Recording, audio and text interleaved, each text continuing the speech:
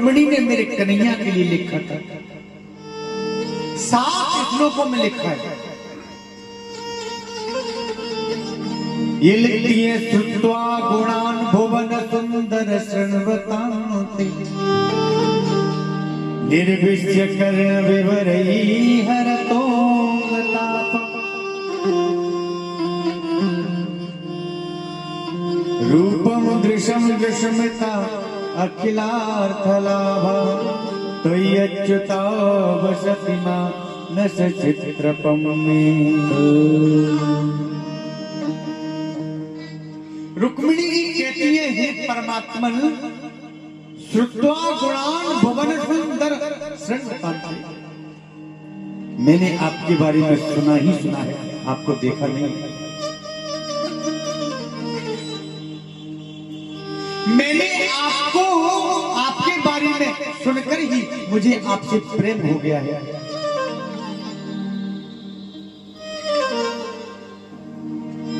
इस लज्जते दिल ने ये लक्कत की है मेरे कन्हैया कि तुझे देखा तो नहीं पर तुझसे ही मोहब्बत की है। मैंने आपको देखा तो नहीं, लेकिन आपके गुणों को मैंने अपने गुरुदेव नारद जी से सुना है, इसलिए मैं आपसे प्रेम करती हूँ और जीवन अगर ये देना चाहती हूँ, मैं किसी से विवाह करूंगी तो हे कन्हैया तुझसे ही कर सकती हूँ।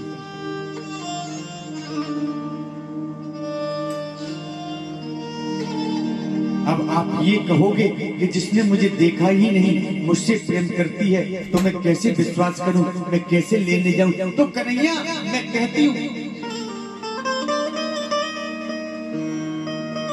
मैं विदर्भ के महाराज भीष्म की बेटी हूं। और कन्हैया अगर आप नहीं आए मुझे लेने के लिए तो मैं प्राण तो त्याग दूंगी, लेकिन किसी और से मैं विवाह नहीं करूंगी। मेरा भाई चाहता है कि मैं शिशुपाल के साथ विवाह करूं। अब तुम कहोगे कि मैं तुम्हें कैसे लेके आऊं, तो मैं उपाय बताती हूं।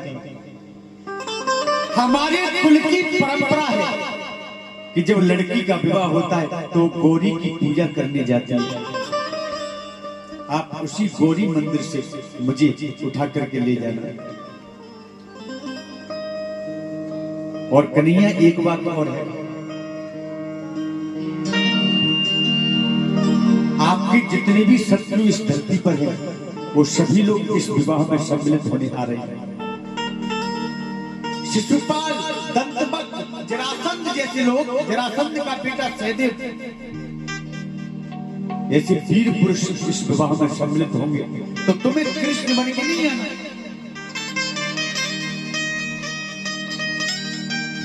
कृष्ण बन के नहीं आना, क्योंकि तुम्हें यहाँ पर आकर के बंसी नहीं बजानी। रुक्मिणी जी कहती है, धीराम पतिम कुलवतीम न प्रणीत कन्या काले नृसिंह लोक मनोवीराम। तुम्हें यहाँ नरसिंह बन के आना है, कृष्ण बन के नहीं। अब आप ये सोचेंगे कि इतने लोगों के बीच में मैं आपको कैसे ले जाऊं?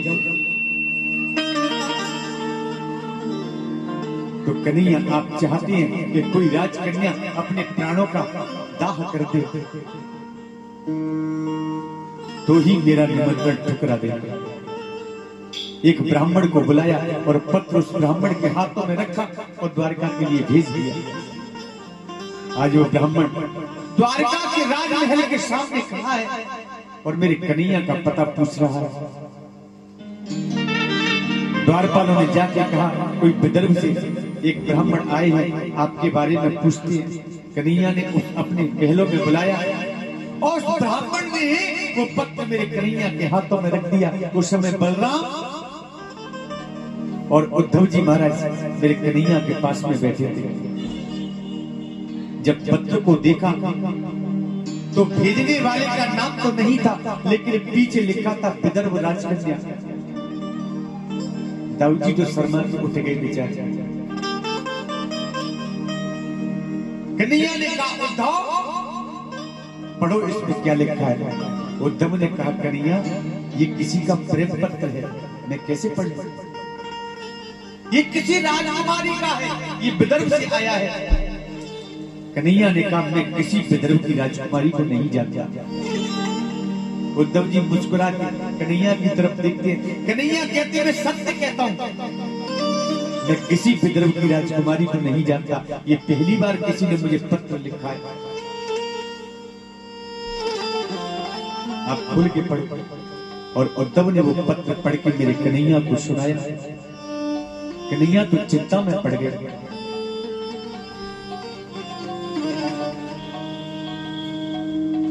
क्योंकि जो शिशुपाल है वो मेरे कन्हैया की बुआ का लड़का है और शिशुपाल बारात लेके जा रहा है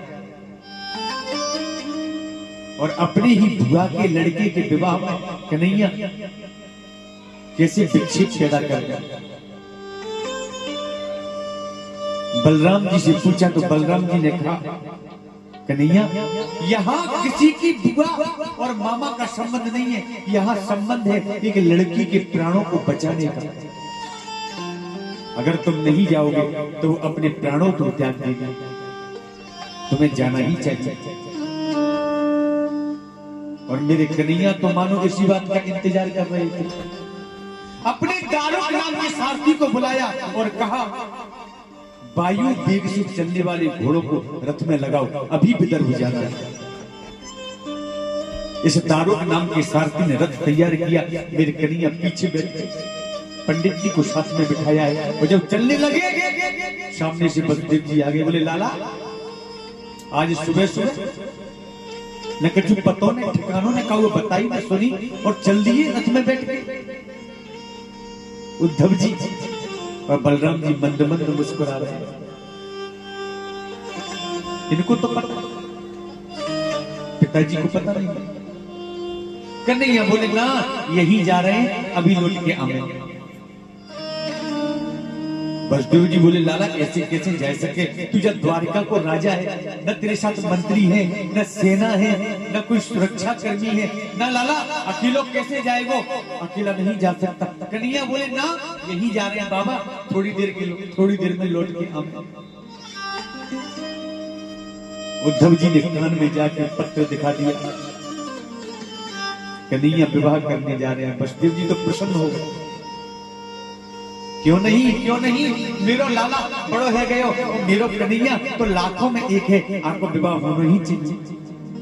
जा लाला तू चल। बलराम जी बोले चिंता मत करियो, मैं पूरी सेना लेकर तेरे पीछे आऊंगा। कन्हैया बोले दाऊ या की जरूरत बिल्कुल नहीं।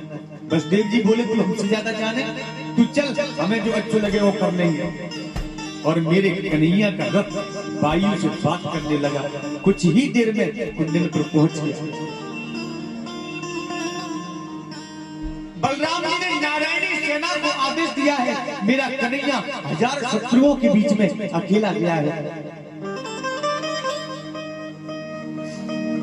जाओ मेरे कन्हैया की रक्षा करो।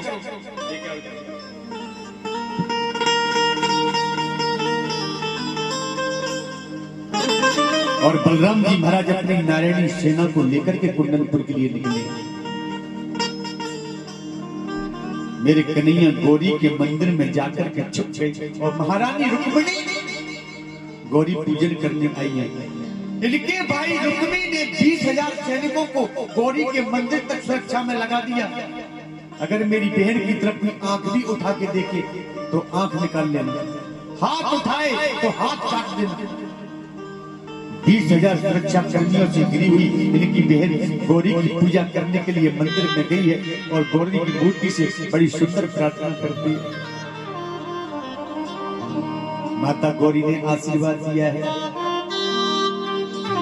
मन जाहि राजी मिलहि सोबर, सहज सुंदर सब मन जाहि राजा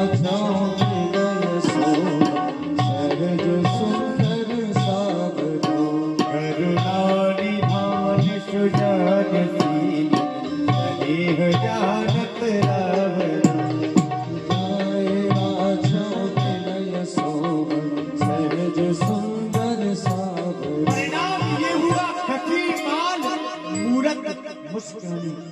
गौरी प्रसन्न हो गई और उनके गले से माला उतर पड़ी, फूलों की बरसात होने लगी। रुक्मिणी जी बार बार कभी इधर देखती हैं, कभी उधर देखती हैं, लगता है कन्हैया आए नहीं। मुझे लगता है कि मेरी वो प्रार्थना उन्होंने स्वीकार नहीं की। कभी मेरे कन्हैया मूर्ति के पीछे से प्रकट हुए और रुक्मिणी जी का हाथ पकड़ लिया, कहा देवी मैं इधर हूं। और जब कन्हैया रुक्मिणी जी को लेकर के चलने लगे, 20,000 सैनिक एकदम मारने के लिए दौड़ पड़े और उसी समय मेरे कन्हैया मुस्कुरा पड़े। और जैसे ही कन्हैया मुस्कुराए, ये इनकी मधुर मुस्कान में खो गए। एक कहता है सुनो देखो तो सही, ये जो हमारी राजकुमारी के साथ साथ चल रहा है कितना सुंदर लगता है। दूसरा कहता है इनकी जोड़ी तो देखो कितनी सुंदर है। तीसरा कहता है भैया इसके माथे पे जो मुकुट है उसकी कितनी अच्छी शोभा है।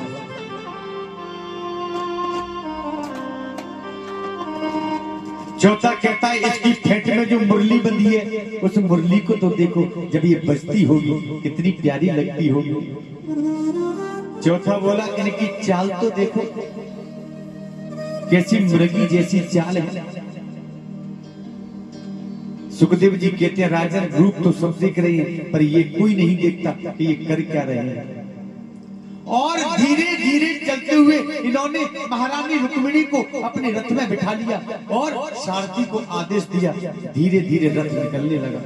एक बोलो देख इनको रथ कितना सुंदर है। एक सैनिक तो कहता है इनकी जोड़ी कितनी प्यारी लगती है। और देखते ही देखते रथ आंखों से ओझल होने लगा।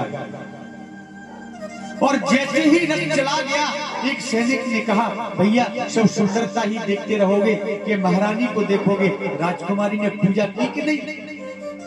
एक सैनिक ने कहा पागल हो गया, अरे काय की राजकुमारी, राजकुमारी को तो वो सुंदर सुंदर पुरुष आकर के ले गया। बोले तुमने कहा क्यों नहीं। बोले तुम्हारी का आंखें फूट गई थी, तुम नहीं देख रहे थे। तुम कोई मुरली की सुंदरता देख रहा है, कोई मुकुट की सुंदरता देख रहा है और तुम्हारे सामने वो हमारी राजकुमारी को उठा करके और रथ में बिठा के ले गया, तुम क्या कर रहे थे। सभी सैनिक दौड़ पड़े, पकड़ लो मारो काटो। जब रुक्मी को पता चला नाराज हो गया, क्रोधित होकर के रथ में बैठ करके इन्होंने मेरे कन्हैया का पीछा किया और प्रतिज्ञा की अगर अपनी बहन को मैं वापस नहीं ला पाऊंगा तो इस कुंडनपुर में प्रवेश नहीं करूंगा।